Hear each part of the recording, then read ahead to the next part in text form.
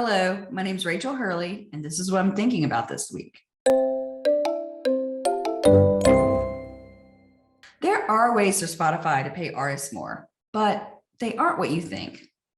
The general anti-Spotify argument goes something like this.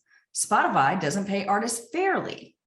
Therefore, it would seem logical that to solve this problem, you would need to come up with a consensus on what a fair rate is and figure out the changes that would have to be made for Spotify to pay this rate. This is a lot easier said than done, since Spotify's payment structure is highly complex. They also pay out a lot of money. That's why it's so hard for most people to wrap their heads around the fact that they can't just raise royalty rates based on their current revenue. Last week, I think I finessed the argument down to the most straightforward way that I can explain it. As an example, Spotify brings in $8 billion in revenue, and their mission is to pay out 70% or $5.6 billion to artists. If you were to raise the royalty rate by 25%, an amount that wouldn't make a difference to 85% of the musicians who didn't even make $1,000 from their Spotify streams in 2021, that means 95% of revenue is now going to artists. This split would leave the company to function on 5% of its earnings. This is an impossible feat in itself, but also makes profitability even harder. It would also take the stock value of the company. That value is the only way Spotify has been able to pay royalties to rights holders in the first place, since 2020 was the first time they ever recorded a profit. They don't make enough money to pay out the rate that they have, but they've been able to borrow funds based on their company's valuation. Now, I can hear some of you right now thinking, yes, Spotify shouldn't be in business if they can't pay artists fairly. But my counterpoint to that is Spotify is not forcing anybody to be on their streaming service. If anyone is, it's the labels. Also, many artists see the value of streaming beyond the money that they might make from it. Many, if not most, would not have an audience at all without it. The tools they offer musicians are part of their payment to them. They spend hundreds of millions of dollars promoting music, obtaining and retaining subscribers, and reinvesting in their technology to make it even more valuable to both listeners and artists. Over the past few weeks, whenever a commenter on my original Spotify piece, I'll link that down below, wanted to argue that Spotify has the money to pay, they just don't want to give it to artists, I pointed them to their public financial information and asked them to show me the math. Not one person came back with a fair royalty rate or a plan of where the money might come from. They mostly came back and brought up how much Spotify's CEO makes or what they paid Joe Rogan. It doesn't take an accountant to figure out that compared to the revenue they already pay out and the number of artists that they pay, those numbers are insignificant. All of Spotify's current financial numbers are public, and I'll link those below too. The first piece of the puzzle seems to me to break down their royalty rates. After thousands of comments, DMs, and emails, it became pretty apparent that most artists using Spotify don't understand how Spotify pays them. It's vital information to know if you're in the Spotify takes advantage of artists camp, so I'm going to attempt to break it down as simply as I can. First of all, Spotify's payment model is not a payment per stream, but rather a percentage of all revenue. Every time you've seen a per stream rate discussed, it's just a guesstimation. It's shorthand for a much more complicated system. Artists don't receive a set streaming rate, but instead they each earn a different percentage of all revenue or market share. In the simplest terms possible, rather than a subscriber's money going to the artist that they actually listen to, a percentage of their subscriber rate goes to every artist based on their particular deal with Spotify. A portion of all subscribers' fees is going to pay Drake every month, whether you listen to them or not. It's called a pro rata system rather than a user-centric system, and it's widely considered an outdated payment method based on the listening habits of early adopters, primarily young people. Today, the ages of listeners, their streaming habits, their musical choices, and the vast array of content that Spotify has is much different than those of 10 years ago. With a pro rata system, Spotify basically puts all the revenue generated into one big pot, which is then paid out based on each artist or label's market share of all streams. Add to that the fact that streams from subscribers are paid at a higher royalty rate than streams from non-subscribers, whose streams are paid for with ad revenue. and the royalty rates become even more convoluted. Their subscriber model also makes it tricky to break down payment rates because not every subscriber pays the same amount. There are student accounts for as little as $5 a month, family plans, bundle plans, and different rates for subscribers in other countries. Not to mention, many labels have been able to negotiate better rates for themselves and their artists. It may seem unfair, but the big three major labels were the ones who initially invested in Spotify, and now they're taking their cut. Plus, you can negotiate your terms if you have something good to barter with, like an entire major label roster. Now, there is a general consensus that labels are the ones really making the big bucks from streaming. When they negotiate a higher percentage or market share for their artists, a portion of that money goes directly to them. The rest is split between songwriter and publisher.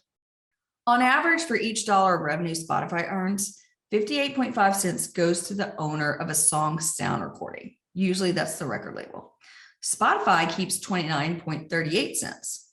6.12 cents goes to whoever owns the publishing rights. That's usually the songwriter. And 6 cents goes to mechanical rights, often but not always owned by the songwriter. That's according to Manette, Phillips & Phillips, a financial consulting firm. Now, on a side note, in 2018, the Copyright Royalty Board, a panel of 3 judges, raised the payout rate for the publisher royalties from 10.5% to 15.1%, a 44% increase overall. But Spotify, Amazon, Pandora, and Google successfully appealed that decision, and the case is still pending.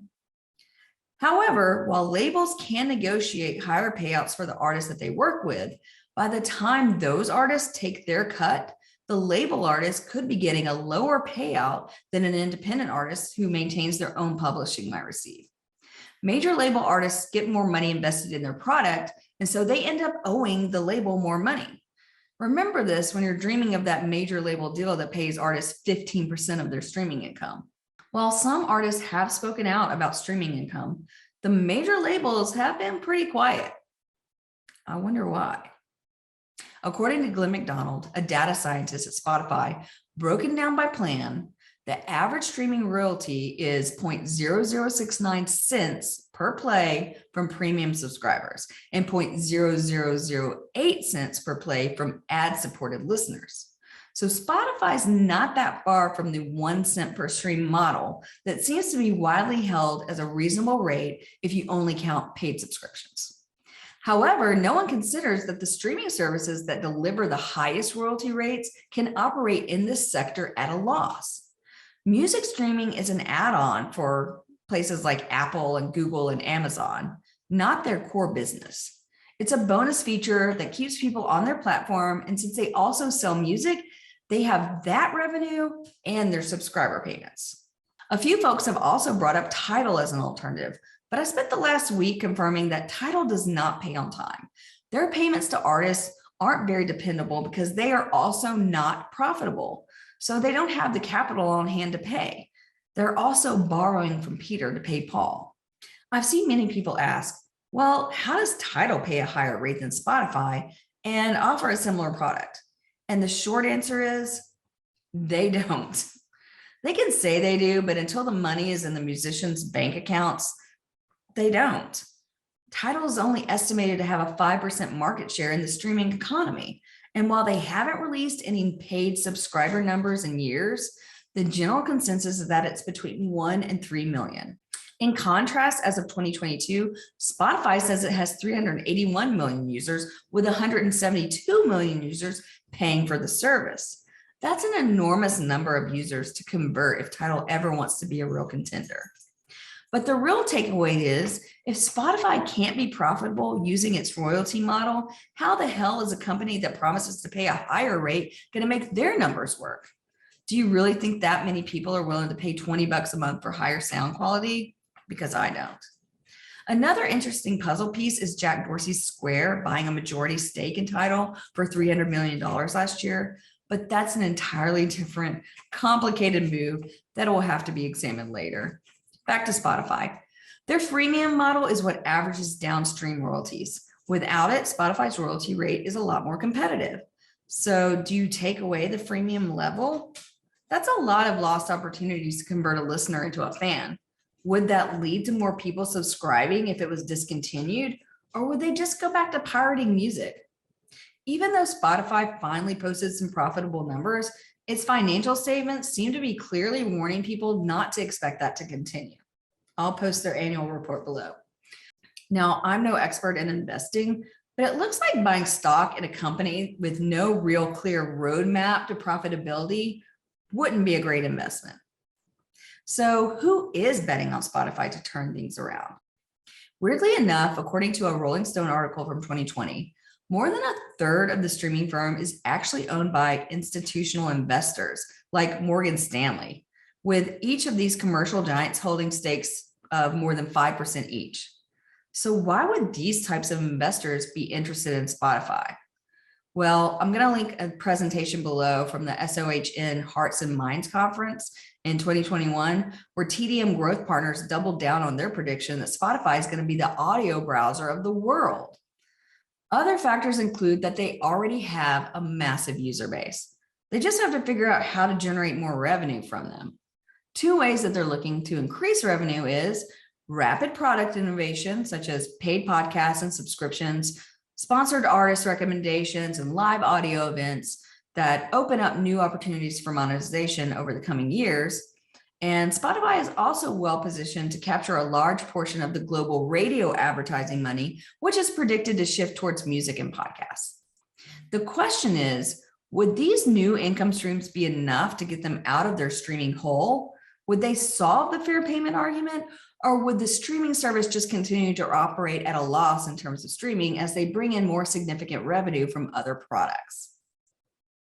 This sounds dire, but are there any solutions? Sure, here's a few I've come up with. They could cap payouts. They could not pay a royalty on songs that have less than a certain amount of streams. They could create a bracketed royalty rate like taxes, keeping the rate lower on low stream songs than having it raise incrementally as streams increase. Now, maybe there are reasons why these ideas wouldn't work, but at least I brought some ideas to the table.